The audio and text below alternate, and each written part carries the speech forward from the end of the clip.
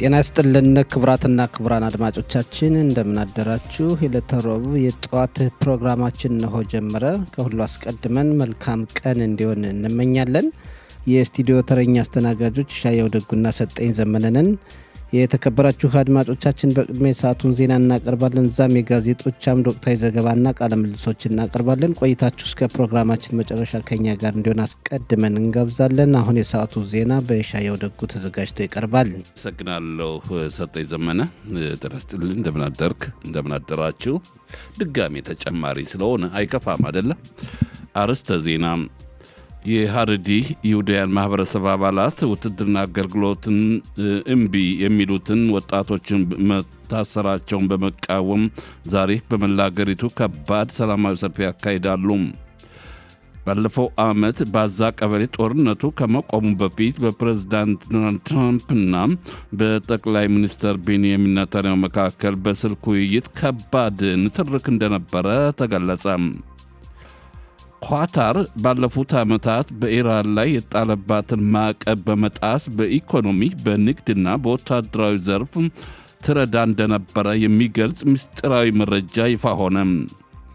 ፕሬዚዳንት ትራምፕ ኢራን ስምምነቱን ካልፈጸመች አሜሪካ ተመልሳ በአጭር ጊዜ ውስጥ እንደምታሸንፍ እንደገና አስፈራሩ። የሚሉት የሰዓቱ ዋና ዋናዎቹ ናቸው። ዜና በዝርዝር እንሆ። የሀረሪ ይሁዳውያን ማህበረሰብ አባላት ውትድርና አገልግሎትን እምቢ የሚሉትን ወጣቶች መታሰራቸውን በመቃወም ዛሬ በመላ አገሪቱ ከባድ ሰላማዊ ሰልፍ ያካሂዳሉ። የሀረሪ ማህበረሰብ አባላት ወታደራዊ ግዴታቸውን ያልተወጡ እምቢተኞች መታሰራቸውን በመቃወም ዛሬ የሚያደርጉት ሰልፍ ለከባድ በጎዳናዎችን በሀገራችን መንገዶች ላይ እንቅፋት ይሆናል፣ ያስተጓጉላል የሚል ግምት አለ። የሰልፍ ሰዓትና መዳረሻው ዛሬ ከቀኑ 10 ሰዓት ከጠዋት 10 ሰዓት ጀምሮ በሺዎች የሚቆጠሩ ተቃዋሚዎቹ በብዙ መኪናዎች በመሆን እጅግ በዝግታ ቀስ ብለው በመጓዝ በሰልፍ ወደ እስር ቤት የወታደራዊ እስር ቤት 10 የእስር ቤቱ ቁጥር 10 የሚታሰሩበት ጣቢያ ወደዛ ቦታ ይንቀሳቀሳሉ። የተቃውሞ የስፋትና ቦታዎች ደግሞ ይህ የተሽከርካሪዎች ጉዞ በአንድ ጊዜ ከ19 ዋና ዋና ከተሞች ይነሳሉ ተብሎ ይጠበቃል። ከኢየሩሳሌም፣ ብኔ ብራቅ፣ ሃይፋ፣ አራድ ተቃዋሚው እስከ ምሽቱ 8 ሰዓት ድረስ ይቆያል ተብሎ የሚጠበቅ ሲሆን በእስራኤል ዋና ዋና መንገዶች ላይ ከፍተኛ የትራፊክ መዘጋትን መስተጓጎልን ያስከትላል ተብሏል። ይህም የተቃውሞ ሰልፍ በዋናነት እየመራ ያለው የሀረሪ ፖለቲካዊ ፓርቲ የሆነው አጎዳተ እስራኤል እንደሆነ ዘጋቢው ዳንኤል ግሮምባስ ገልጿል። የመኪና ተሽከርካሪ ሰልፍ አስተባባሪዎቹ ትናንት ማታ ባስተላለፈው መልእክት ፖሊስ ወይም ማንኛውም አካል ያንዱን እንኳ የተሽከርካሪ ሰልፍ ለማስቆም ወይም ለማደናቀፍ ከሞከረም ሁሉም ተቃዋሚዎቹ ከመኪኖቻቸው ወርደው ሁሉንም መንገዶች በአንድ ጊዜ ሙሉ በሙሉ እንደሚዘጉ አስጠንቀዋል። ከዚህ ላይ ፖሊስ እንደሚለው ከሆነም በዚህ የተቃውሞ ሰልፍ ምክንያት መንገዶች ስለሚዘጉ አማራጭ የሆኑ ሹፌሮች አማራጭ የሆኑ መንገዶችን እንዲመርጡ ይመክራል። ኒውዮርክ ታይምስ ጋዜጠኞች ባወጡት አዲስ መጽሐፍ ላይ የተገለጸው መረጃ በፕሬዝዳንት ዶናልድ ትራምፕ እና በጠቅላይ ሚኒስትር ቤንያሚን ኔታንያሁ መካከል የነበረው ውጥረትን የተሞላበት ግንኙነት ይፋ አድርገዋል። በጋዜጠኞች መጽሐፍ እንደተገለጸው ባለፈው ዓመት በአዛ ያለው ጦርነት ለማቆም ስምምነት ከመታወጁ ጥቂት ቀናት ቀደም ብለው በተደረገ የስልክ ውይይት ፕሬዝዳንት ትራምፕ በጠቅላይ ሚኒስትር ኔታንያሁ ላይ በጩኸት ቁጣቸውን ገልጸዋል። በትራምፕ የተሰነዘረው ጠንካራ ቃል ቢቢ ሁሉም በአንተ ሰልችቶብሃል በስልክ መስመር ላይ ያሉት ሁለት ይሁዲዎች እንኳ ሳይቀሩ የሚል ነበረ። ትራምፕ ሁለቱ ይሁዲዎች ሲሉ የጠቀሷቸው በወቅቱ በስልክ ጥሪ ላይ የተሳተፉ የቅርብ አማካሪዎቻቸው ጃሬድ ኩሽነር እና ስቲቨን ዊትኮፍ ነበሩ። ፕሬዝዳንት ትራምፕ ኢራን ለስምምነት ካላደረገች አሜሪካ ተመልሳ በአጭር ጊዜ ውስጥ እንደምታሸንፋት እንደገና አስፈራሩም። ኢራን ድንቅ ነበረች ማለትም ታውቃለች። ኢራን ምክንያታዊ ከሆነና ብልህ ከሆኑ አለበለዚያ ስራውን መጨረስ ይኖርብናል። ይህም በግምት ምናልባትም ከአንድ ሳምንት ባነሰ ጊዜ ውስጥ ሊወስድ ይችላል። ነገር ግን ደህና ይሆናሉ ብዬ አስባለሁ። ማድረግ ያለባቸውን ነገር ያደርጋሉ፣ ምክንያቱም እንዲከናወን እንፈልጋለን ብለዋል ትራምፕ። ንግግራቸው በመቀጠል እንደ እርሳቸው አባባል አሜሪካ ከኢራን ጋር ጦርነት ውስጥ የገባችበት 99 በመቶ ምክንያት ቴሄራን የኒውክሌር መሳሪያ እንዳይኖራት ለማረጋገጥ ነው። ከእሷ ጋር በተደረገ ስምምነት ኢራናውያን ለዚህ ተስማምተዋል። እንደ እርሳቸው ገለጻ በሆርሙዝ ባህር ወሽመጥ ያለው ግጭት የሚያቆም ታሪካዊ የሰላም ስምምነት ተደርሷል ብለዋል። የአሜሪካው ሴናት ምክር ቤት በሪፐብሊካን በአብላጭ ድምፅ በሚመሩት በኢራን ላይ የሚደረገው ወታደራዊ እርምጃ ለማቆም የቀረበው የውሳኔ ሐሳብ ደግፎ ድምፅ ሰጥቷል። ይህ ሕግ ቀደም ብሎ በዚህ ወር በተወካዮች ምክር ቤት ጸድቆ ነበረ። ቃል አቀባያችን ናታን ጉትማን ከዋሽንግተን እንደዘገበው ሕጉ አሁንም በፕሬዝዳንት ትራምፕ መፈረም ያለበት ሲሆን በአሁኑ ወቅት ግን አፋጣኝ ተጽዕኖ የለውም። በተጨማሪም ትራምፕ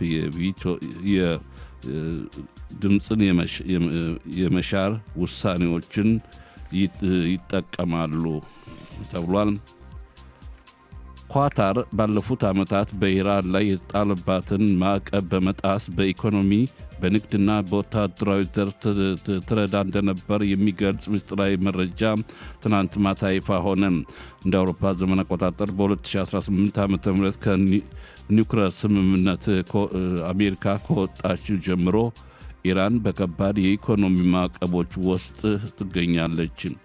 ሰነዱ እንደሚያሳየው ኳታር ባለፉት ዓመታት ለኢራን ማዕቀቦችን በመጣስ በኢኮኖሚ በንግድና በወታደራዊ መስክ እንድታጠናክር ትልቅ እርዳታ አድርጋለታለች።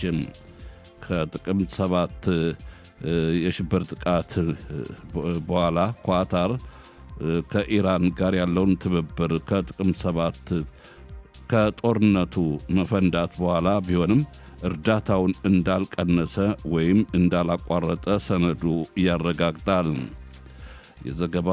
ዘገባው እንደሚያሳየው ከሆነ ይህ መረጃ የኳታር ሚና በጣም አወዛጋቢ ያደርገዋል። በአንድ በኩል ትልቅ የአሜሪካ ወታደራዊ ካምፕ በማስተናገድ ራሷን የምዕራባውያን ወዳጅና ታማኝ አስታራቂ አድርጋ የምታቀርብ ሲሆን፣ በሌላ በኩል ግን እንደ ስልታዊ ለኢራን ላይ እርዳታ ሰጪ ነች መሆኗን ይህ ምስጢራዊ ሰነድ ትናንት ይፋ ሆኗል። ጊንጥ የተሰኘ ተባይ አንድ የ44 ዓመት ሰው ነድፎ በከባድ ሁኔታ አቆሰለው። የተጎዳው ሰው አራድ ከተማ ነዋሪ ሲሆን ማጌን ዳቪድ አዶም ሐኪሞች ለሕክምና ወደ ቤኤርሼባ ሶሮቃ ሆስፒታል ወስዶታል። ጊንጥ ለሰው አደገኛ ነው። የአየር ጸባይ ሁኔታ ዛሬ የሙቀቱ መጠን በመጠኑ ይጨምራል ይላሉ። በተለይ በተራራማና በመሃል ሀገር ሞቃታማ ይሆናል ተብሏል። ከነገ ሐሙስ እስከ ቅዳሜ ሰንበት ግን ከሰነበተው ለውጥ ሳይኖር ተመሳሳይ ይሆናል ነው ያሉት የአየር ጸባይ ተመራማሪዎቹ። የዛሬ ሙቀትና ቅዝቃዜ በዲግሪ ሴንቲግሬድ ኢየሩሳሌም፣ ተልአቪቭ አካባቢ 29 ዲግሪ ሴንቲግሬድ፣ ሃይፋ ከተማና አካባቢዋ 28፣ ቤርሼባና አካባቢዋ 32፣ ኢላት ከተማና አካባቢዋ 38 ዲግሪ ሴንቲግሬድ ይሆናል። የሰዓቱ ዜና የእስከዚሁ ነው። ኢሻያው ለዜናው እናመሰግናለን።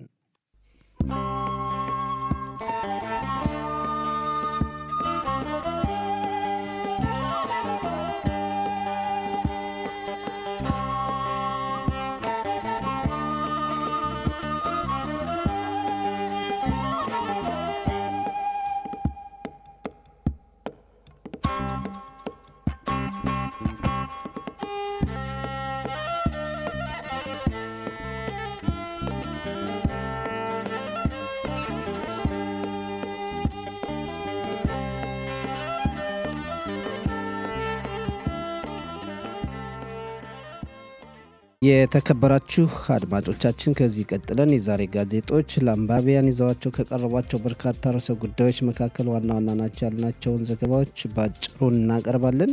የኢትዮ ታህሮኖት ጋዜጣ የተደረሰበት ስምምነትና የሚያስከፍለው ዋጋ በሚል ርዕስ እንደዘገበው ጠቅላይ ሚኒስትር ናታንያሁ ሻስ ፓርቲ ሊቀመንበር አርዬ ደሪና የዴጌላ ቶራ ፓርቲ ሊቀመንበር ሞሼ ጋፍኒ የተለያዩ ህጎችን ለማሳለፍ ተስማሙ። በስምምነቱ መሰረትም ክኔሴቱ ከመበተኑ በፊት የተለያዩ ህጎችን ለማሳለፍ ተስማምተዋል። የሀሬዲን ፓርቲዎች የኦሪት ትምህርት መሰረታዊ ህግ የሚለውን ለማሳለፍ በመከላከያ ሰራዊቱ ለማገልገል ፈቃደኛ ያልሆኑ የሀሬዲን ወጣቶችን በቁጥጥር ስር እንዳይውሉ የሚያደርግ ህግ ለማሳለፍና የካሽሩትን ህግ በክኔሴት እንዲያልፍላቸው በማድረግ የሀሬዲን ፓርቲዎች ከላይ የተጠቀሱትን ህጎች በክኔሴት እንዲያልፉ ያደርጋሉ።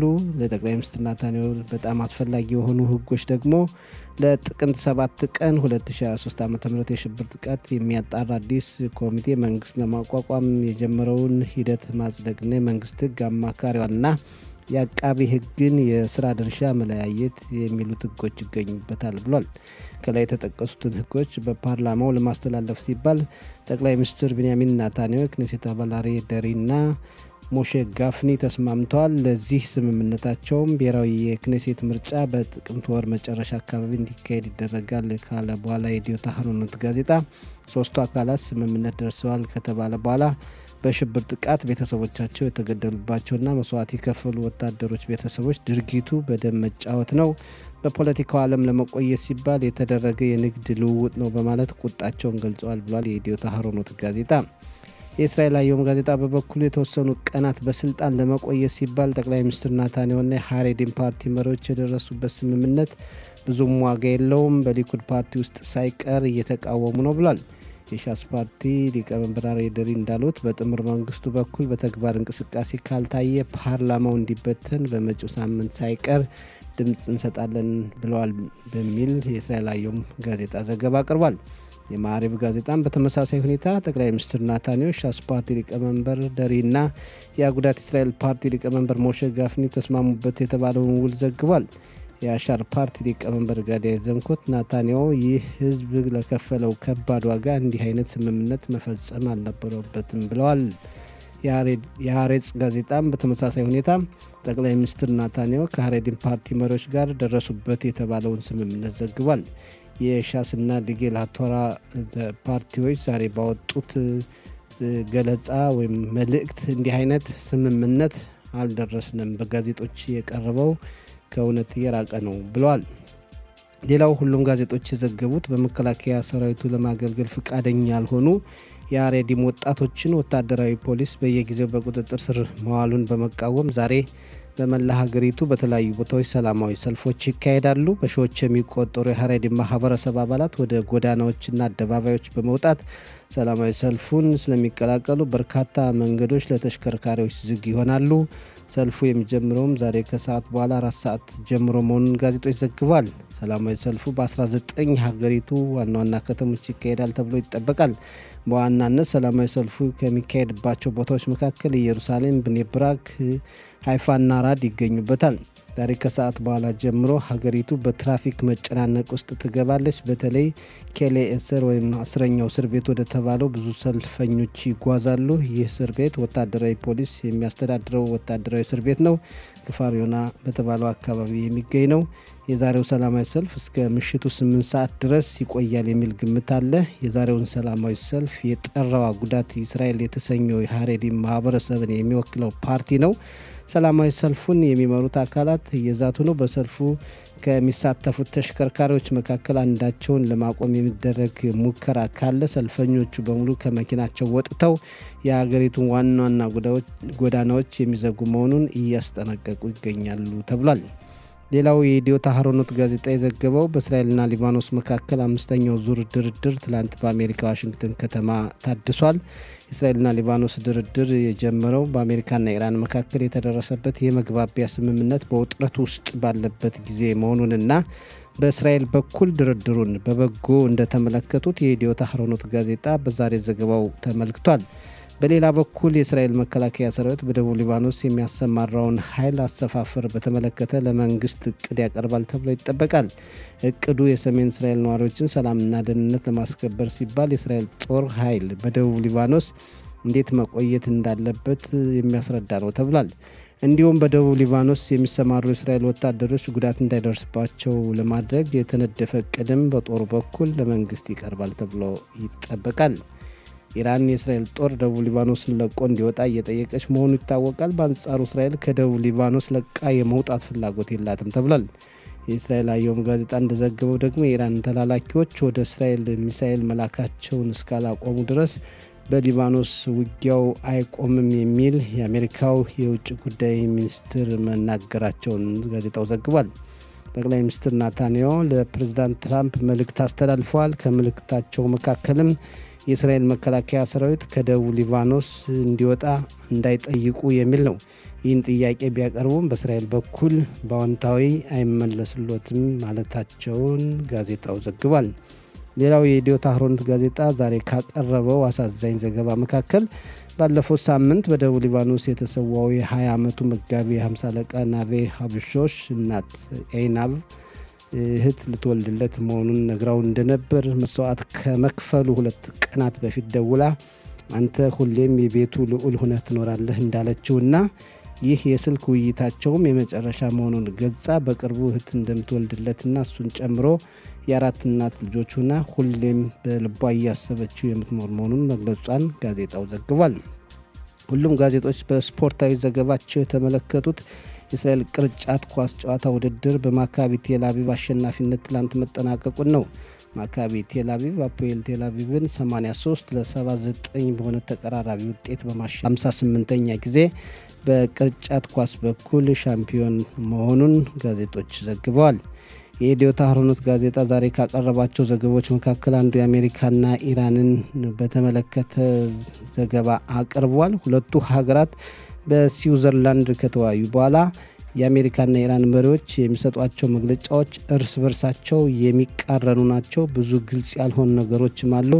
ፕሬዝዳንት ትራምፕ የኢራን መሪዎች እየዋሹ ነው፣ ኢራን የኒውክሌር ተቋማት ለዓለም አቀፉ አቶም ተቆጣጣሪ ድርጅት ለማስፈተሽ ተስማምታለች ብለዋል። አሜሪካ ለኢራን የለቀቀችው ገንዘብ ወደ ታማኝ ምንጮች አካላት ሂሳብ ገብቷል። ገንዘቡ ለምግብና መድኃኒት መግዣ ይውላል። ይህም በአሜሪካ ፍቃድ ብቻ ብለዋል። 19 ሚሊዮን በርሚል ያልተጣራ ነዳጅ ዘይት በሆርሙዝ የባህር ወሽመጥ ሰሞኑን በመርከቦች አልፏል ብለዋል ትራምፕ። ኢራናውያን በበኩላቸው ጥቃት የደረሰባቸውን የኒውክሌር ተቋማት የማስፈተሽ ፍላጎት የለንም ብለዋል። የተለቀቀውን የኢራን ገንዘብ እንዴት ማውጣት እንዳለብን እንወስናለን፣ በዚህ ላይ ገደብ የለምም ብለዋል። በሆርሙዝ የባህር ወሽመጥ የተወሰኑ የንግድ መርከቦች ብቻ ያልፋሉ፣ የመርከቦች ቁጥር በየቀኑ የሚቀያየር ይሆናል ማለታቸውን የኢዲዮት አህሮኖት ጋዜጣ ዘግቧል። በተለይ የኢራንና አሜሪካ መሪዎች አሁንም መተማመን እንደሌለና አንዳቸው ለሌላኛቸው የሚናገሩት አሁንም የሚያሳስት መሆኑን ጋዜጦች ተመልክተዋል። የተከበራችሁ አድማጮቻችን የጋዜጦች አምድ ዝግጅት በአጭሩ ይህን ይመስላል።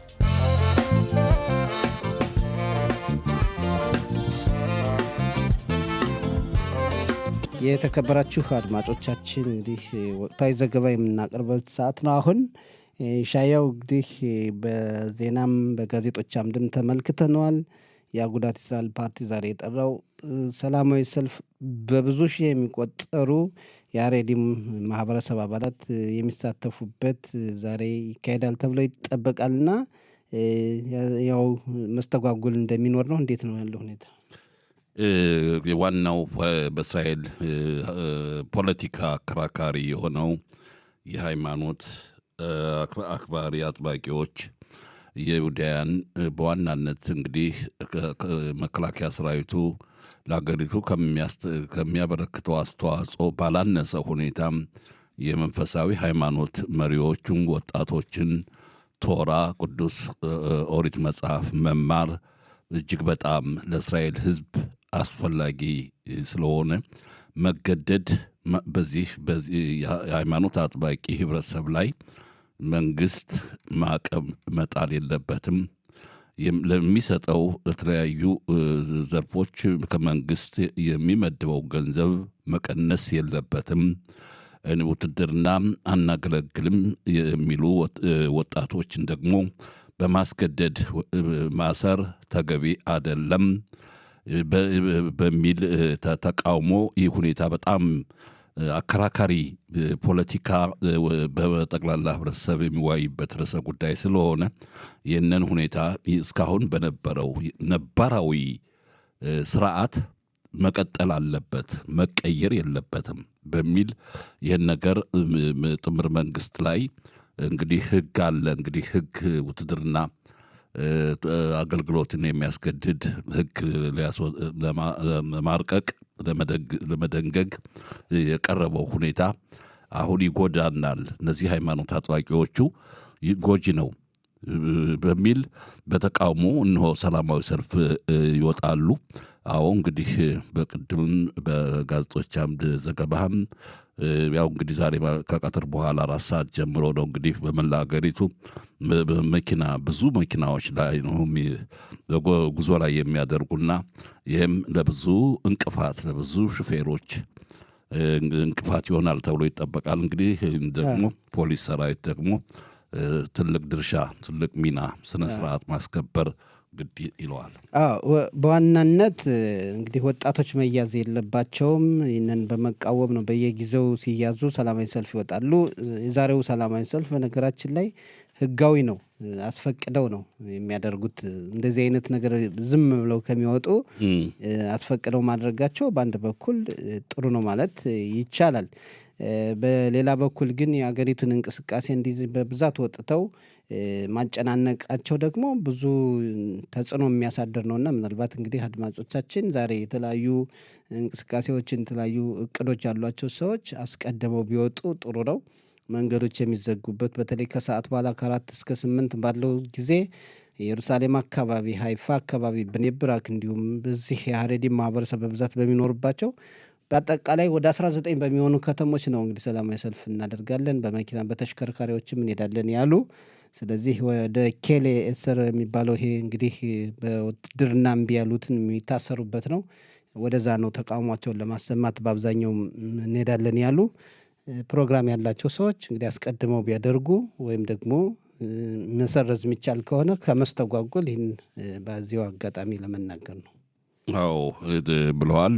በእርግጥ ዲሞክራሲ ስርዓተ መንግስት ሀገር በጣም ጥሩ ያለ ዲሞክራሲ ይህን እንግዲህ ብዙ ትርጉም አለበት ለእያንዳንዱ ዜጋ ለእያንዳንዱ ህብረተሰብ በነጻነት ተቃውሞ ወጥቶ አደባባይ ወጥቶ ሮሮ ማሰማቱ ይፈቀድለታል።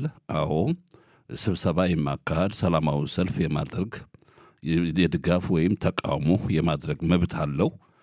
ግን ይህንን ቁልፍ የሆነ ዲሞክራሲ መብትም የሚጠቀሙ ደግሞ የውትድርና አገልግሎት ከኦሪት መጽሐፍ ጎን ላይ ያለው ሁኔታ ደግሞ ይታይበታል። ያዩባት እንግዲህ በቀጣይነት የምንመለከተው ርዕሰ ጉዳይ ነው የሚሆነው። እንግዲህ ወደ ሁለተኛው ወቅታዊ ዘገባ ስናልፍ ሰጠኝ እንግዲህ በጠቅላይ ሚኒስትር ናታንያሁም እና በሀሬዲም ፓርቲ መሪዎቹ መካከል የተለያዩ ህጎችን ለማሳለፍ ከስምምነት መድረሱ እየተገለጸ ነው። ምርጫ ሊካሄድ የተወሰኑ ወራት ቀርተውት ያለ ሲሆን እንዲህ አይነት ሁኔታ ምን ይታያል? ምን አይነት ስምምነት ቋጭተው ይሆን መሪዎቹ? እንግዲህ እንደሚባለው የአሬዲን ፓርቲዎች ያው የኦሪት ትምህርትን በመሰረታዊ ሕግ አማካኝነት እንዲጸድቅላቸው ይፈልጋሉ። ይህም ከውትድርናው ዓለም ለመሸሸት የሚያደርጉት እንደሆነ ነው የሚነገር። እንደገና ደግሞ በካሽሩት ጉዳይ ሕግ እንዲጸድቅም የሚፈልጉበት ሁኔታ አለ። ልጆች አሁንም ሰላማዊ ሰልፍ በሚወጡበት ጉዳይ በተለይ ደግሞ ወጣቶች እንዳይታሰሩ የሚያደርግም ሕግ ለማጽደቅ ይፈልጋሉ ተብሏል። በጋዜጦች ከቀረቡ ዘገባዎች መካከል መንግስት ደግሞ ወይም ናታንያሁ የሚፈልጉት ደግሞ በተለይ የጥቅምት 7ቱን የሽብር ጥቃት በተመለከተ ለምን ተፈጸመ፣ የእስራኤል ደህንነት አካላት፣ የፖለቲካ ሰዎች ምን ወስነው ነበር የሚለውን የሚያጣራ ብሔራዊ አጣሪ ኮሚቴ ይወሰን በተባለው ዙሪያ በፊት የነበረውን በህግና ፍትህ ቢሮ በኩል የሚከናወነው ቀርቶ መንግስት ለማቋቋም የሚፈልገውን እሱን ማሳለፍ ይፈልጋሉ ተብሏል። ነገር ግን ሁለቱ አካላት እንደዚህ ስምምነት ቢያደርጉም አሁን ደግሞ ጠዋት የወጡት እኛ አልተስማማንም፣ እንዲህ አይነት ነገር የለም የሚል ነው እያቀረቡ ያሉት። ሌላው በናታንያሁ በኩል እንዲጸድቅ የሚፈልጉት የመንግስት ህግ አማካሪዋና የአቃቤ ህግ አንድ ያው እሳቸው ስልጣኑን ሁለቱን ደርበው ስለያዙ ክስም እንዲመሰረት የሚያደርጉት እንዲቀር እንዲለያይ ሁለት አካል እንዲሆን የአቃቤ ህግ ራሱን ችሎ መንግስት ደግሞ የመንግስት ህግ አማካሪ ደግሞ ማማከር ብቻ ስራው እንዲሆን ይህም እንዲለያይ ይፈልጋል። ይህን አንዱ በአንዱ ድጋፍ ለመስጠት ምርጫው እስከ ጥቅምት ወር አካባቢ 20 ይደረጋል የተባለው እንዲራዘም ከጥቅምት ወር በኋላ እንዲደረግ መጨረሻ አካባቢ የሚል ዘገባ ነው። ግን ስታየው ደግሞ ብዙም ጊዜ የለምና ለምን አስፈለገ የሚለው ነገር ግራ ያጋባል። አሁን ደግሞ ጠዋት የቀረበው የተስማማንበት ነገር የለም የሚል ነውና በተወሰኑ ጊዜ 1 ወርም ሆነ 10 ቀንም ሆነ 20 ቀን የምርጫውን ሁኔታ ማራዘሙ ለባለስልጣናት ምን ጥቅም ይሰጣል የሚለው ግራ የሚያጋባ ነው። እውነት ከሆነ በዘገባው መሰረት የምትጨምረው ካለ? አዎ ይሄ የውትድርና አገልግሎትን ጥያቄ ሕግ ለመደንቀቅ ያለው እንግዲህ ለምርጫው ለክነሴት ብሔራዊ ምርጫ ላይ በህዝቡ የሚመለከተው መራጭ ድምፅ ሰጪው ህዝብ ነው አይደለም።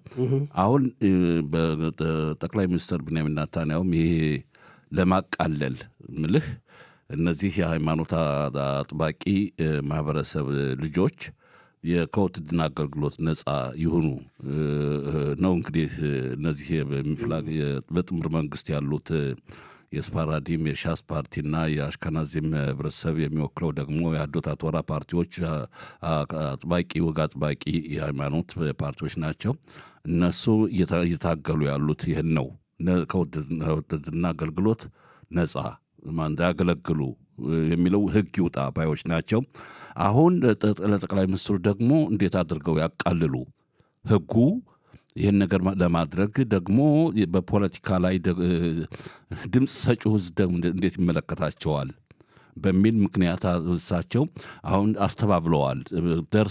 የሆነ ስምምነት ደርሰዋል የሚል ማታ ላይ የሚል ዜና ወጥቶ ነበር። ግን ጋዜጦች በሙሉ ወደ ይፋ ከሆኑ በኋላ ደግሞ አዳዲስ መረጃ የመጣን አስተባብለዋል። ስምምነት ላይ አልደረሱም። እነዚህ ፓርቲዎች ስምምነት ላይ እንዳልደረሱ ነው። እንግዲህ ቀላል ነገር አይደለም። ወደ ሌላው ርዕሰ ጉዳይ ስናልፍ በእስራኤልና ሊባኖስ መካከል ትላንት በአሜሪካ ድርድሩ ታድሷል ተብሏል።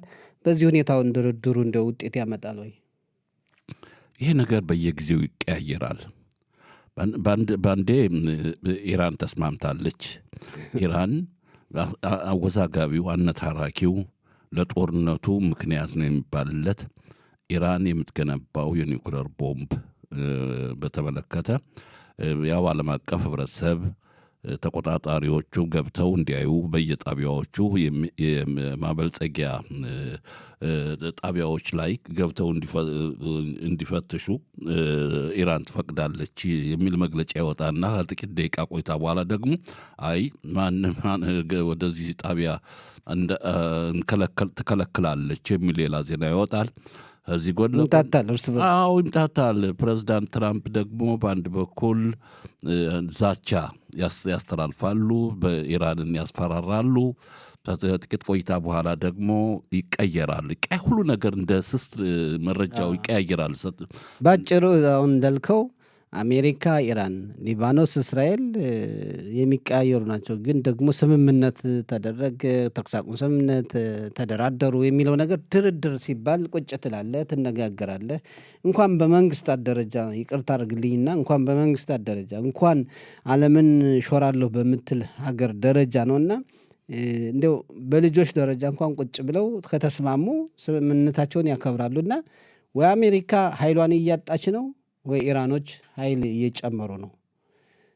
አንድ የሚፈርስ አንድ እኛው መግለጫ የሚሰጥ ትራምፕ ራሱ ባሉት ማይቆሙበት የሊባኖስም ጉዳይ ከኢራን ጋር የተያያዘበት ጉዳይ መሄዱ ግራ የሚያጋባ ነው። ሁል ቀን የምናበካው የምንለው ነገር ነው። እናየዋለን ለወደፊት።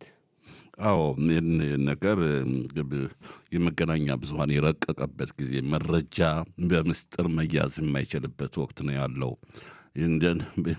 የሚተነፍሱት በክብ ጠረጴዛ ዙሪያ ተቀምጠው ምን እንደሚያደርጉ በቀጥታ ውጭ ይወጣል። መረጃው ወደ ውጭ እየወጣ ያማታል። አድማጩ ሕዝብ መካከል ብዙ የሚያምጣታ የሚያጠያይቅ ሁኔታ መረጃዎች ነው ይፋ እየሆኑ ያሉት። እንግዲህ ድርድሩ እስከ መጨረሻ ወይም እስከሚጨርሱ የተስማሙባቸው ነጥቦች ላይ ተግባር ላይ ስለመዋላቸው ወይም አለመዋሉ አለያም እንግዲህ በአንድ ወይም ሰላም ወይም ጦርነት ነው የሚጠበቀው፣ ሌላ አይደለም። እንግዲህ ወደ ቀጣዩ ወደ ስፖርት ዓለም ደግሞ እስኪንመልከተው የያዝነው 2026 ዓመተ ምህረት የዓለም ዋንጫ ማጣሪያ ጨዋታዎች እየተካሄዱ ነው። ይህ ከጀመረ ከሁለት ሳምንታት በላይ ዘልቋል። እንግዲህ ትናንት ምሽት ባሳለፍነው ሌሊት የተካሄዱ ጨዋታዎች ውጤቶች እንዴት ይታያል? ሰጠኝ እንግዲህ አንድ ነገር ሲጠበቅ ነበር። የፖርቱጋሉ ኮከብ ክሪስቲያኖ ሮናልዶ ምን ይሰራል የሚል ነበረ። ምክንያቱም የእሱ ተፎካካሪ የሆነው ሜሲ ያው ታሪክ ጽፏል። አሁን ደግሞ እሱ ምን ሊያደርግ ይችላል ሲባል ሲጠበቅ ትላንትና ቀንቶታል። የብሔራዊ ቡድኑ የፖርቱጋል ብሔራዊ ቡድን ኡዝቤኪስታንን 5-0 ባሸነፈበት ጨዋታ 2 ጎሎችን በማስገባት ታሪክ ሰርቷል። በእድሜ ትልቁ በሞንዲያል ማለት ነው ሁለተኛ በ41 ዓመቱ 41 ዓመት ከ138 ቀናት ነው የነበረው ትላንትናና በዚህ እድሜው ከፍተኛ ጎል 2 ጎሎችን በማስገባት እንግዲህ ታሪክ የጻፈበትን ለሀገሩም ደግሞ አሸናፊነቱን ያሳየበት ሁኔታ ተመልክተናል። ከዛ በፊት እንግዲህ ካሜሩን ተጫዋች ካሁን በፊት በነበሩ የሞንዲያል ጨዋታዎች በ42 ዓመቱ ያስገባ ነበረ። እሱ እንግዲህ አንደኛ ነው። የኛው ደግሞ እንግዲህ እድሜ የማይገድብ መሆኑን ሮናልዶ ያሳየበትን ጨዋታ ተመልክተናል። ከዛ በጣም ሲጠበቅ የነበረው የእንግሊዝና ጋና ጨዋታ 0-0 ተለያይተዋል። ክሮሺያ ፓናማን 1-0 አሸንፋለች። ሌሊቱ 2 ሰዓት በተካሄደው 5 ሰዓት ጀምሮ ደግሞ ኮሎምቢያና ኮንጎ እየተጫወቱ ያለበት ሁኔታ አለ። ኮሎምቢያ 1-0 እየመራች እንደሆነ መረጃዎች ይጠቁማሉ። ከዚህ በኋላ አሁን እየተደረገ ካለው ከኮሎምቢያና ኮንጎ ጨዋታ በኋላ ሁለተኛው ዙር ያልቅና ሶስተኛው ዙር በጣም ወሳኙ ይመጣል። ዛሬ ማታ 10 ሰዓት ጀምሮ በተመሳሳይ ሰዓት ካናዳ ከስዊዘርላንድ፣ ቦስኒያ ከካታር አሁን እየተለዩ የሚሄዱ ነው የሚሆነው ማን ከማን። አሁን ካናዳ ለምሳሌ 4 ነጥብ አላት። እንግዲህ የማለፍ እድሏ ከፍተኛ ነው። ስዊዘርላንድም 4 ነጥብ አላት በምድብ 2። ዛሬ በምድብ 2 ያሉት ለምሳሌ ቦስኒያ እና ካታር አንዳንድ ነጥብ ቢኖራቸውም ካሸነፉ የማለፍ እድል ስላላቸው ይህ ምድብ ክፍት ነው ማለት ነው። እንዲህ እያለ ይቀጥል። ዛሬ ማታ ጀምሮ ማን በትክክል እንደሚሰናበት ማን እንደሚቀጥል እናውቀዋለን እስካሁን ካለፉት ቡድኖች ውጭ። በዚህ ለዓለም ዋንጫ ሲጀምሩ የዓለም ሀገራት ብሔራዊ እግር ኳስ ቡድኖች 48 ነበሩ። ከ48 እንግዲህ ወደ ቤታቸው ሊመለሱ 2 ቀንስ አንዳንድ ቡድን አንዱ ቡድን 4 አለው። ስለዚህ ከወዲህ ወደ ቤታቸው የተመለሱ አሉ ወይስ? አዎ እዚሁ የተሰናበቱ አሉ። ግን ጨዋታ ይቀራቸዋል። እንደ ሃይቲ ያሉት ሀገራት እንደ ያሉ ብዙም እንትን የላቸውም። ቱኒዚያ 2 ጨዋታ የተሸነፈችበት ሁኔታ አለ። ኢራቅም እንደዚሁ ቢያሸንፉም የማያልፉበት ሁኔታ ስላለ አስቀድመው የተሰናበቱ አሉ።